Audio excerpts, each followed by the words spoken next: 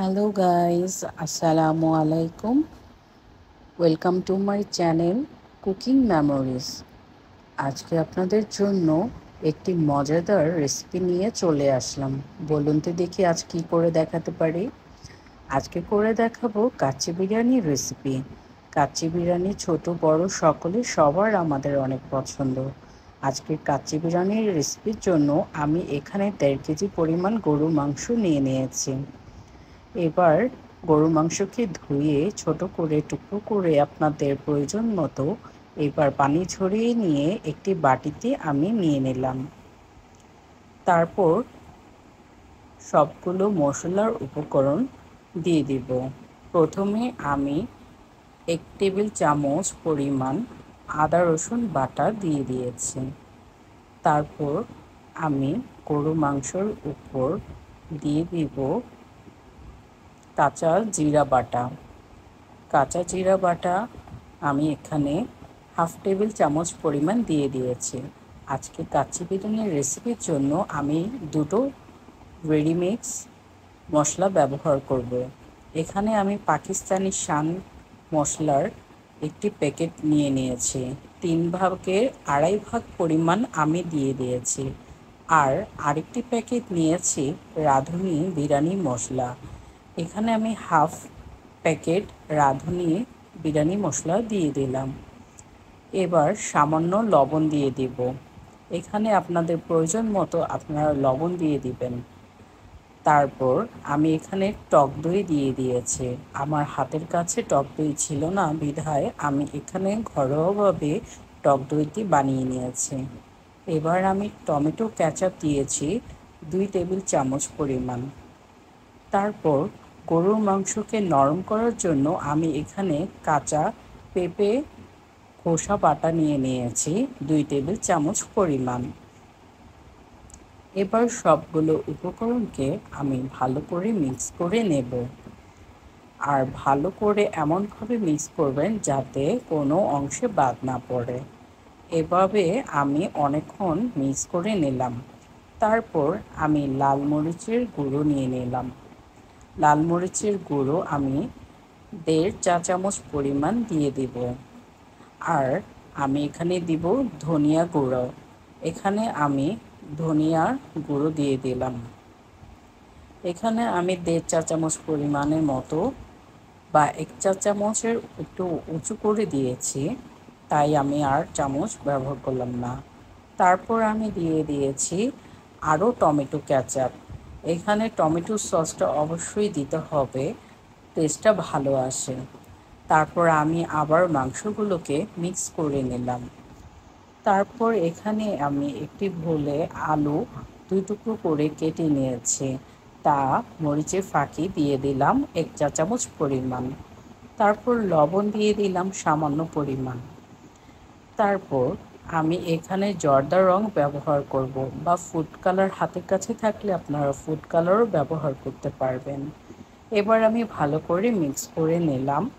তারপর সামান্য পরিমাণ একটু পানি ইউজ করব। তারপর আমি কয়েক ঘন্টার জন্য এটা ম্যারিনেট করে রাখবো।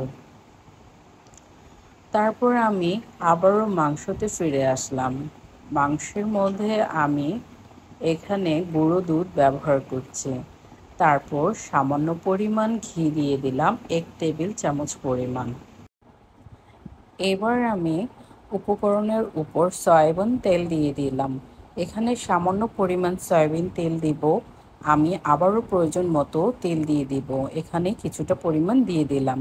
তারপর মাংসগুলোকে ভালো করে আবারও মিক্স করে নেব। এবার আমি পেঁয়াজ বেরেস্তা করে রেখেছিলাম আগে, তা অর্ধেক পরিমাণ পেঁয়াজ বেরেস্তা দিয়ে দিলাম। এবার পেঁয়াজ বেরেস্তাকে ভালো করে মিক্স করব। আর এখানে সামান্য পরিমাণ কিশমিশ দিয়ে দিলাম। আর আমার এখানে প্রয়োজন হবে বাদাম বাটা। আমার হাতের কাছে চীনা বাদাম ছিল, আমি চীনা বাদামকে বেটে তা দিয়ে দিলাম মাংসের উপর। এবার আর বেরেস্তা করে রাখা যে সামান্য তেল ছিল সেই তেলটুকু দিয়ে দিলাম। এবার সবগুলো উপকরণকে ভালো করে মাখিয়ে নেব। তারপর এখানে কেওড়া জল ব্যবহার করছি। তারপর আমি ম্যারিনেট করে রেখে দিলাম। এখানে আমি ফরচুনের একটি বাসমতি 1 কেজি প্যাকেট নিয়ে নিয়েছি, আর সবগুলো গোটা মশলা আপনাদের দেখিয়ে দিলাম।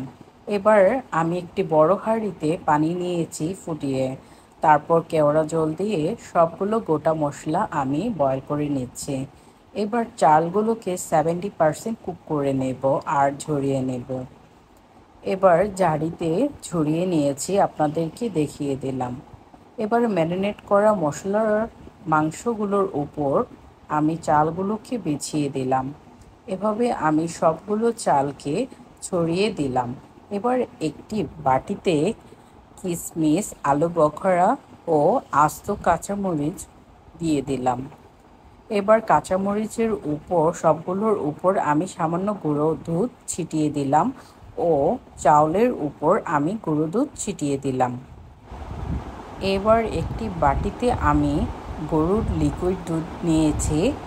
এবার সামান্য পরিমাণ গোলাপ জল দিয়ে দিলাম দুধের সাথে। এটা একটা সাইড করে রেখে দিবেন। আর মিক্স করা আলু বখরা কিশমিশগুলো আমি ছড়িয়ে সাজিয়ে দিলাম, আর ভেজে রাখা আলুগুলোকেও ছড়িয়ে দিলাম, আর বাকি পেঁয়াজ বেরেস্তাগুলো চারদিকে ছড়িয়ে দিলাম। তো এবার আমি সামান্য পরিমাণ ঘি আবারও দিয়ে দিলাম। এখানে আমি হাফ কাপের কিছুটা কম ঘি ইউজ করছি। তারপর আমি এই জর্দার রঙগুলো গুলিয়ে নিয়েছিলাম। জর্দার রঙগুলোকে চাউলের চারপাশে আমি একটু একটু করে দিয়ে দিলাম। আর স্কিপ হয়ে গেছে একটি ভিডিও, তা হচ্ছে আমার গুলিয়ে রাখা যে কেওড়া জল ও গোলাপ জল দিয়ে তরল দুধ, তা আমি কিন্তু অবশ্যই ছিটিয়ে দিয়েছিলাম। দুঃখিত ভিডিওটি আমার স্কিপ হয়ে যাওয়ার জন্য। আর আমি এখানে আটাকে ঠান্ডা পানির সাথে গলিয়ে নিয়েছি, পাতিলের চারপাশে দিয়ে দিয়েছিলাম। আর এখানে আমি পাতিলটি বসিয়ে দিয়েছি। প্রথমে আমি চুলাটিকে হাই আঁচে 10 মিনিটের জন্য রান্না করে নেব।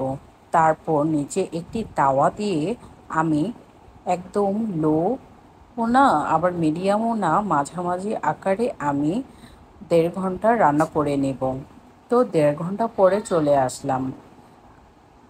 পাতিলের চারদিকে আটার মিশ্রণটি এবার চামচের সাহায্যে উঠিয়ে নিলাম। 1.5 ঘন্টা পরে আমি এবার ঢাকনাটি খুলে আপনাদের সাথে পরিবেশন করছি। দেখুন, আমার চাল ও মাংসের মিশ্রণ খুব সুন্দরভাবে হয়ে গিয়েছে, আর খুব ঝরঝরে হয়ে গিয়েছে চালগুলো। আর মাংসটা কি বলবো, আর খুবই সফট হয়ে গিয়েছে আমার।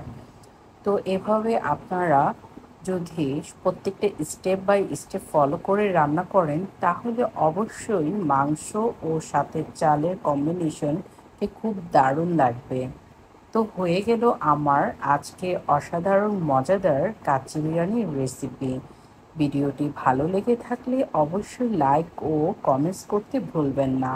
ভিডিওর শেষে আমি ডিসক্রিপশন বক্সে সবগুলো উপকরণ আজ লিখে দেব। আপনারা দয়া করে সবগুলো উপকরণ দেখে নেবেন ডিসক্রিপশন বক্স থেকে। ধন্যবাদ সবাইকে পাশে থাকার জন্য। আসসালামু আলাইকুম।